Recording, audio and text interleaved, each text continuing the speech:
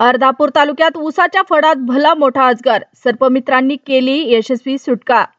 नांदेडमध्ये सध्या ऊस तोडणीला सुरुवात झाली असून शेतामध्ये सकाळपासून रात्रीपर्यंत ऊसतोड कामगारांची वर्दळ असते। अशाच कामादरम्यान नांदेडच्या अर्धापूर तालुक्यातील लहान शिवारात ऊसाच्या फडात तब्बल 10 ते 12 फूट लांबीचा प्रचंड अजगर अचानक दिसल्याने कामगारांमध्ये भीतीचे वातावरण निर्माण झाले। ऊस तोडताना कामगारांना हा विशाल अजगर दिसताच त्यांनी तात्काळ सर्पमित्रांना कळवले। माहिती मिळता सर्पमित्र घटनास्थळी दाखल झाले व कौशल्यपूर्ण पद्धतीने अजगराला सुरक्षितरित्या पकडले। नंतर त्याला मानवी वस्तीतून दूर योग्य अशा नैसर्गिक अधिवासात सोडण्यात आले। सर्पमित्रांनी दिलेल्या माहिती अनुसार हा अजगर 10 ते 12 फूट लांबीचा व 35 ते 40 किलो वजनाचा असून त्याने लांडोर नावाच्या पक्ष्याला भक्ष्य केले होते असेही त्यांनी सांगितले। या घडामोडीमुळे परिसरातील शेतकरी व कामगारांमध्ये दिलासा व्यक्त केला जात असून सर्पमित्रांच्या तात्काळ आणि निडर कामगिरीचे सर्व स्तरातून कौतुक होत आहे। सस्स काय गिळा असेल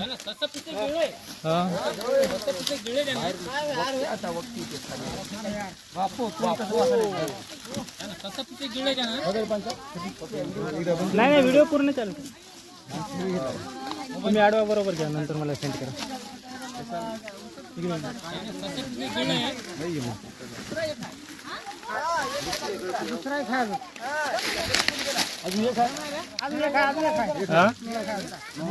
फोटो काढा फोटो काढा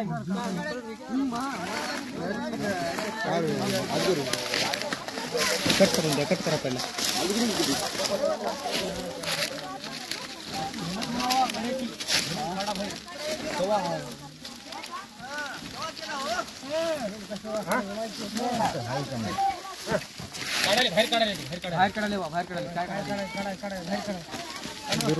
बरोबर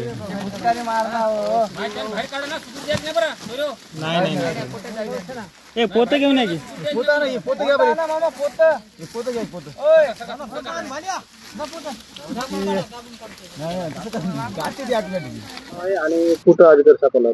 तर माझं नाव सर्पमित्र कपिल वसुरे। तर लहान या शिवारामध्ये एक 10 ते 12 फीट अजगर आढळून आल्याने ऊसतोड कामगार त्या ठिकाणी काम करत होते। पण काम करत असताना अर्ध्यात गेल्यानंतर त्यांना मोठा एक 40 ते 45 केजीचा पायथन दिसून आला।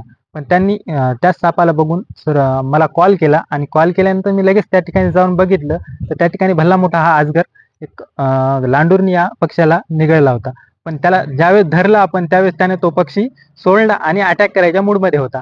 पण अटॅक करते वेळेस त्या ठिकाणी अनेक छोटे छोटे लेकरं सुद्धा होते आणि त्यांना देखील हानी पोहोचली असती। पण जर कदाचित या ठिकाणी कोण्याही शिवारात देखील साप दिसला तर सर्पमित्राशी संपर्क करून आपण साप रेस्क्यू करावा। कुठे सोडला आणि किती किलोचा होता? आपण तो साप लहान म्हणजे एक जंगलामध्ये रेस्क्यू या ठिकाणी जंगलामध्ये ड्रॉप करून आपण त्या ठिकाणी ड्रॉप केलेला आहे। आणि विशेषतः तो साप जास्त वेळ ठेवता पण आपल्याला येत नाही, त्यामुळे आपण त्याला त्या ठिकाणी ताबडतोब जंगलामध्ये नेऊन ड्रॉप केलेलं आहे। तुम्हाला काय मानधन वगैरे काही भेटते नाही, शासनाचं आजपर्यंत कोणतंही मानधन नसताना देखील सर्पमित्र आतापर्यंत 48 ते 48,000 प्लस सर्पमित्र महाराष्ट्रामध्ये काम करतात। पण कोणतंही शासनाचं आजपर्यंत मानधन भेटलेलं नाही आणि शासन आजपर्यंत अक्कड धोक्यावर धोके चालू आहे शासनाचे।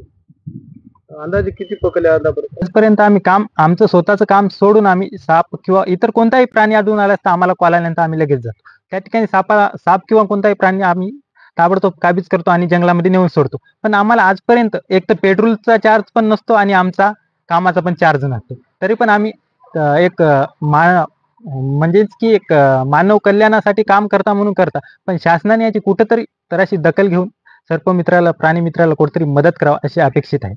काही पकडल्याने काही पैसे वगैरे भेटतात की नाही, आजपर्यंत कुठला 1 रुपया सुद्धा असे तुमच्याकडून घेतात? वन विभागाचे अधिकारी कोणते रेस्क्यू करतात त्यांना भेटलं असं म्हणतात? नाही, असं कुठले त्याला भेटतात की नाही, त्याला पण